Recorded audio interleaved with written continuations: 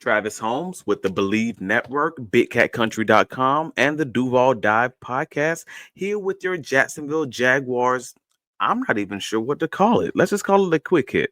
And we didn't really have a podcast scheduled for today, but honestly, it just felt like it was time to have a conversation surrounding the tight end room, the depth, kind of what we expect of the guys. And I wanted to make sure I gave a quick shout out to Kavak on X. It is because of this communication, this conversation back and forth that he actually hit us up multiple times on the Duval Dive account on X, basically stating, hey, definitely spent a millisecond on it on both of the previous shows with Ben Troop. Shout out to him, former Tennessee Titan tight end, about the role of the depth in the tight end room and what capacity they're kind of going to play. He's kind of basically asking, sounds like the Duval Dive crew wanted a bigger named or bigger type of tight end with Evan Ingram now gone. So what? What would the tight end room look like, and how do these guys that have been brought in, Johnny Munt, Hunter Long, and company, help? Uh, and again, I wanted to make sure I give them a quick shout out because I honestly thought we had already talked about this in a little bit more detail. And after going back and listening to the previous podcast, I realized we may have been a little bit more dismissive than what we intended to be. So I wanted to take a quick second just to give it some real conversation, give it a little bit of depth, and talk about what this tight end room truly is. Maybe what James Gladstone and what Liam Coen see in these guys, and kind of where I predict this thing to land. I know now Kyle is not here, so I don't want to give his opinion of the subject. I'll let him talk about that on next week's Duval Dive. But in the meantime, let's start with Johnny Munt. Like, we know Britton Strange is, for the most part, is going to be your starting tight end on this roster.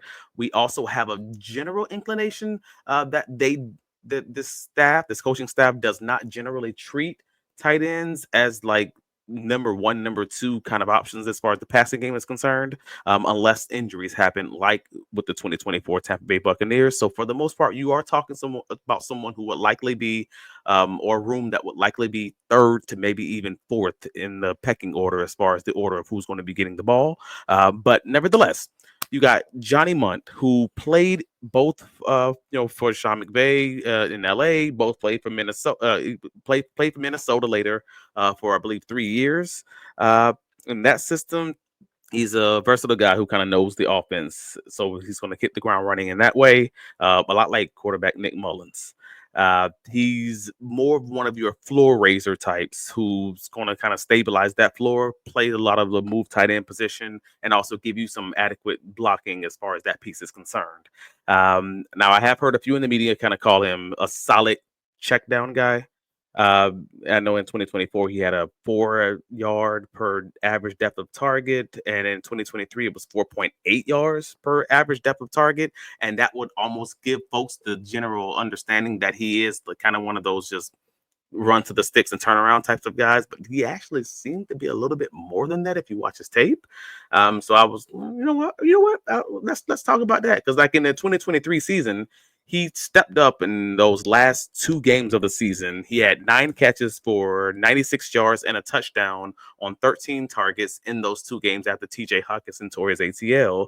And I'm like, oh, that actually wasn't bad. Like, he had one game against the Detroit Lions, 5 receptions for on 6 targets, averaging 11.6 yards, and against the Green Bay Packers, he had 7 targets, 4 catches for 39 yards, again averaging 9.8 per catch, and he had a touchdown in that game. Like, that was not bad for someone who's your, for the most part in that offense, he's your tight end 3. Uh, Again, with Justin Jefferson also in that offense. Now, you kind of maybe thought that he was going to kind of show up a little bit more in the 2024 season, but again, that's TJ Hawkinson as your number one tight end.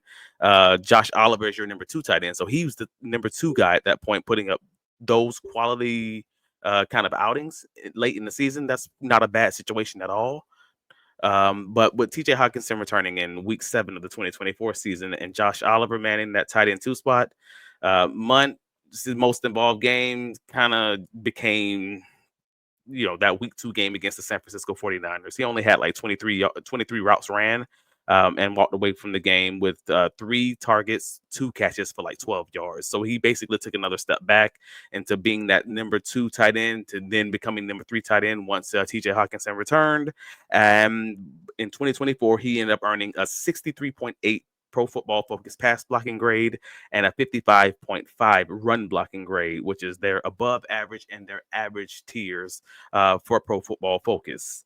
Now, I wanted to also show off the PFF scores. I know PFF, Pro Football Focus, is not the Bible. I know it's not the gospel that folks believe, but I at least wanted to give a little comparative analysis as far as looking at what the Jacksonville Jaguars tight end, the primary tight ends we're looking at least, kind of look like for Pro Football Focus's scores, with Brenton Strange having a 66 overall.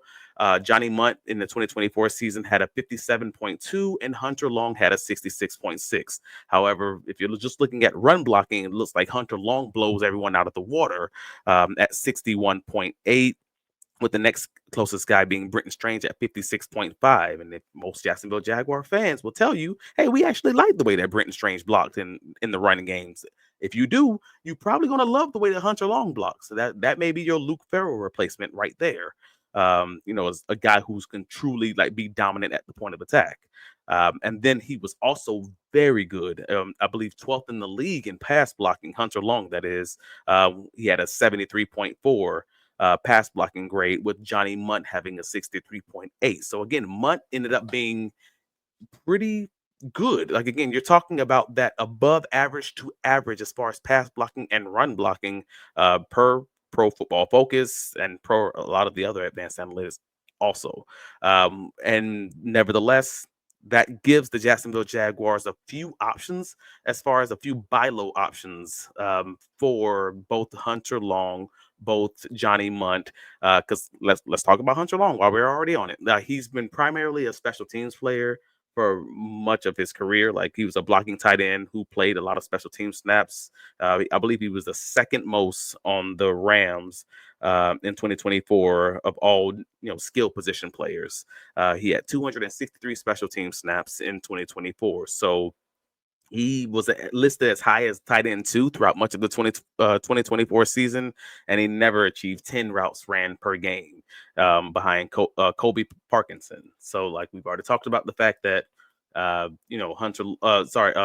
Munt had multiple games where he ran over 20 routes per game, whereas comparatively Hunter Long, without an offense with Justin Jefferson, but also with an offense with Puka Nacua and Cooper Kupp. So, take it or leave it.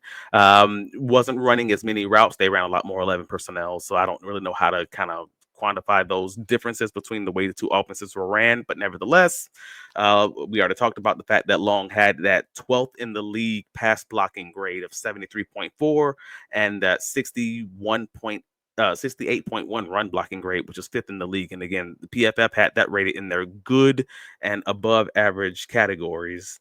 So you're talking about, again, the Jaguars taking 2 buy low risk on guys who just haven't been giving significant snaps, who've shown in at least small spurts that they've been able to be, 1, dominant in run blocking, and 2, solid in the passing game, but again, in limited snaps.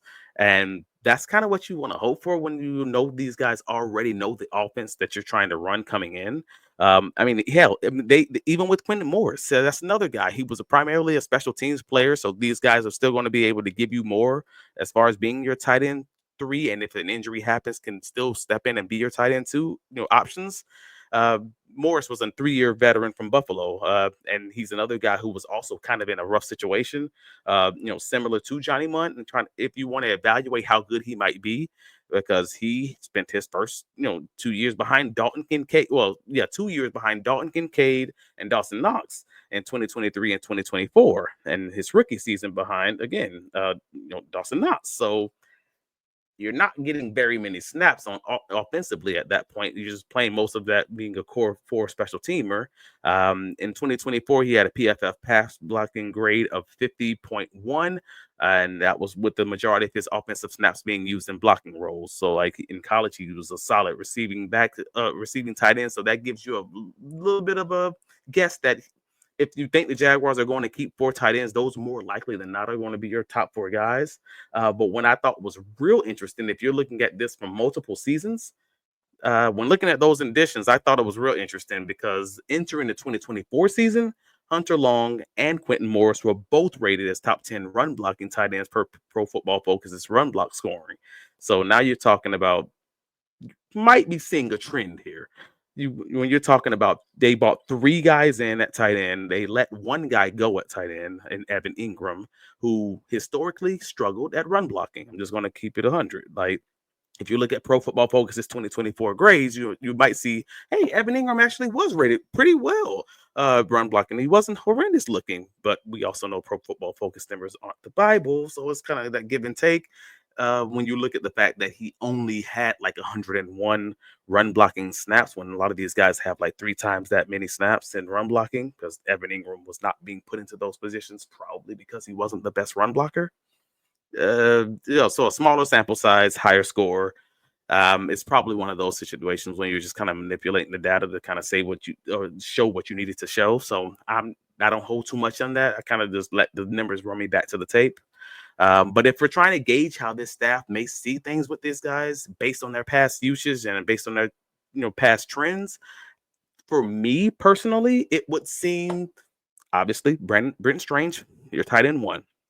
I'm then probably leaning to Johnny Munt just based on that, smaller sample size, what you're kind of seeing, the history of the guys, the ways that they've been used in their previous spots. For instance, shout out to RotoWire's, their route distribution page that kind of just shows, Johnny Munt's been put into a position in the Minnesota Vikings where he's able to run routes at about that same frequency, about that same rate as Brenton Strange, as you saw with Brenton Strange in the late half of the 2024 season. That Johnny Munt ran routes on 171 routes, and he had 27 targets. He was running routes basically on 42% of his snaps.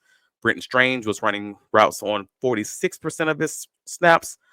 Quentin Morris was, at 32%. So again, mostly blocking 68% of the time. And Hunter Long was basically blocking 74% of his snaps where he was on the field. So if that's giving you any indication of kind of how they might be used in this similar looking offense, I again have to think that it's going to be Brenton Strange first, Johnny Munt as your backup tight end, your 12 personnel sets. Hunter Long as the 3rd guy, with Quentin Morris being your 4th tight end.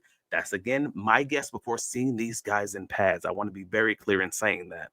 But it's going to be interesting to see how this thing shakes out. And I'm curious how you guys feel, because, again, we did originally tell you in our team tiers episode that we thought tight end was going to be a luxury because they didn't view this as a high priority in this offense, in this, former Rams, former Tampa Bay Buccaneers, Minnesota Vikings, etc., Sean McVay-esque offense, that they wouldn't prioritize the offense, the tight end position. And I kind of stand on that, but I'm kind of curious about what this thing's going to land and how you guys think it's going to land based on all the information I've kind of given you. So let us know in the comments. Let us know on the socials, the Duval Dive TikTok. If you're listening to the sound of my voice, please like and subscribe. If you like this content, please like and subscribe. Please comment. Keep this thing engaged. And most importantly, Kavak, I appreciate you, bro. Because if you didn't ask these questions and continue following up to ask more detailed questions, this podcast would not have been made today. So, guys, just keep it engaged. Keep asking questions. And if it's something that's dope and something that's awesome, we will do a podcast and have a conversation about it, man. So, until next time, Duval, let's keep this thing going.